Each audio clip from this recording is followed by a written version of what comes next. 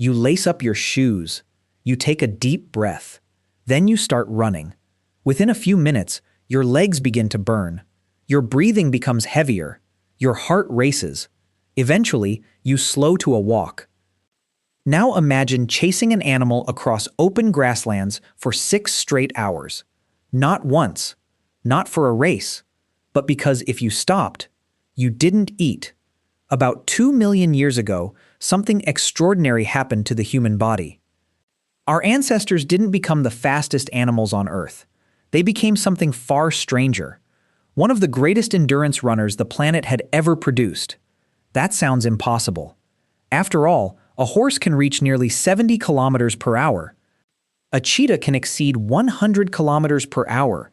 Even an average house cat can sprint faster than the fastest Olympic athlete. So how could ancient humans ever catch anything?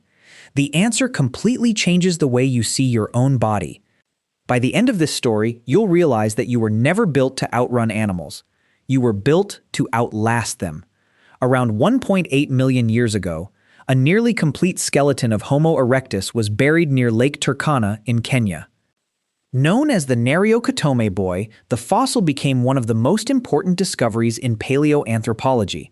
Unlike earlier human ancestors, his body already looked surprisingly modern. He had long legs, short arms, a narrow waist, and proportions remarkably similar to endurance runners today. Paleoanthropologists Richard Leakey and Alan Walker argued that these weren't random changes.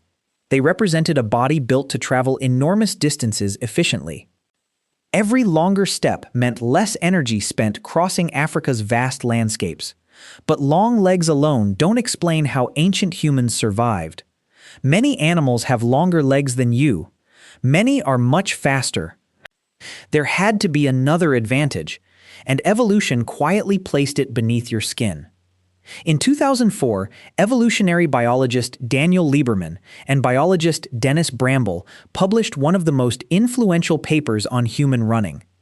They called it the endurance running hypothesis. Instead of asking why humans couldn't sprint faster, they asked why humans could keep running long after other animals stopped.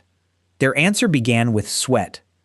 Humans possess between 2 and 4 million eccrine sweat glands spread across almost the entire body. Very few mammals cool themselves this way. Dogs pant. Most hoofed animals rely on limited sweating or rapid breathing.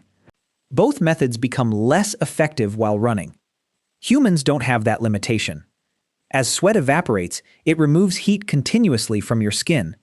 Even under the African sun, your body keeps shedding excess heat while you move. That doesn't make you the fastest. It makes you incredibly difficult to overheat.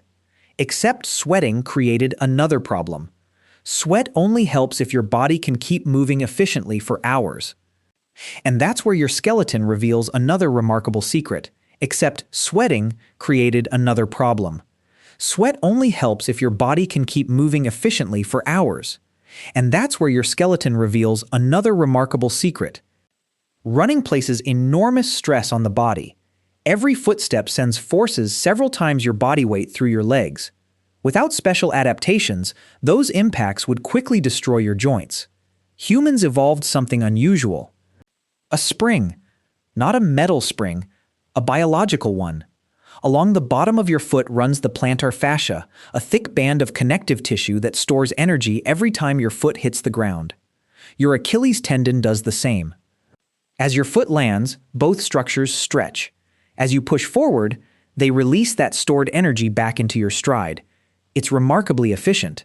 Chimpanzees, your closest living relatives, have much shorter Achilles tendons. They can climb far better than you, but they tire quickly during long-distance running. Your body made the opposite trade. You sacrificed climbing ability for endurance. Another clue sits on top of your head. Humans possess a large nuchal ligament, a strong band of tissue running along the back of the neck. In 2004, Daniel Lieberman pointed out that this ligament helps stabilize your head while running. Chimpanzees lack a well-developed nuchal ligament because they rarely run long distances. Every step you take depends on tiny anatomical features that most people never notice. But here's where it gets stranger. Ancient humans may not have needed to run fast at all. Anthropologists have long studied a hunting strategy known as persistence hunting. Instead of sprinting after prey, hunters simply kept following it. Again, and again, and again. Animals like antelope can outrun any human in a short race, but many mammals struggle to cool themselves while galloping. Every sprint raises their body temperature. Eventually, they must stop to pant. The human hunters don't. They keep walking, then jogging, then running again, hour after hour. In the Kalahari Desert, researchers documented sand hunters using this strategy under temperatures exceeding 35 degrees Celsius. A single hunt could last between 2 and 5 hours, sometimes even longer. The exhausted animal eventually became too overheated to escape. The hunters weren't stronger. They weren't faster. They were simply able to keep going. Evolution rewarded consistency instead of speed. Your breathing also works differently from most running mammals. Many four-legged animals synchronize their breathing with each stride. When they gallop, their bodies compress and expand with every leap. Humans aren't locked into that rhythm. You can speed up your breathing without changing your pace. Or maintain your pace while adjusting your breathing. That flexibility allows much finer control over oxygen intake during long efforts. Combined with sweating, spring-like tendons, long legs, and an upright posture, your body became exceptionally good at covering distance. Archaeological evidence supports this lifestyle. Stone tools from sites like Olorgesailie in Kenya, dating back roughly 500,000 years, suggest repeated movement across large landscapes in search of animals and resources. Early humans weren't staying in one place. They were constantly moving, sometimes dozens of kilometers in a single day. That lifestyle shaped nearly every part of your anatomy. So, were ancient humans faster than you? Probably not in a short sprint. A healthy modern athlete could likely outrun many hunter-gatherers over 100 meters thanks to specialized training, nutrition, and footwear. But that's the wrong comparison. The real question isn't who was faster, it's who could still be moving after 4 hours. Ancient hunter-gatherers spent their entire lives walking, climbing, carrying, and running across difficult terrain. Modern studies of the Hadza of Tanzania show that many adults still walk 10 to 15 kilometers every day as part of daily life. For prehistoric humans, movement wasn't exercise, it was survival. Every meal, every migration, every successful hunt depended on it. Your ancestors weren't elite athletes. They were simply adapted to a world where stopping too soon could mean starving. Today, most people spend more time sitting than running. Cars replaced walking. Elevators replaced climbing. Food arrives without a chase. Yet the body you carry into an office, a classroom, or a grocery store was largely built during hundreds of thousands of years spent moving across open landscapes.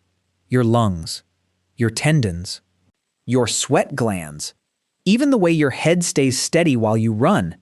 They weren't designed for short bursts of speed. They were designed for endurance. You may never chase an antelope across the African savanna, but every time your legs settle into a steady rhythm, every time your breathing finds its pace, and every time your body keeps going long after you thought it couldn't, you're using an ancient survival machine that once turned one of nature's slowest primates into one of its most relentless hunters.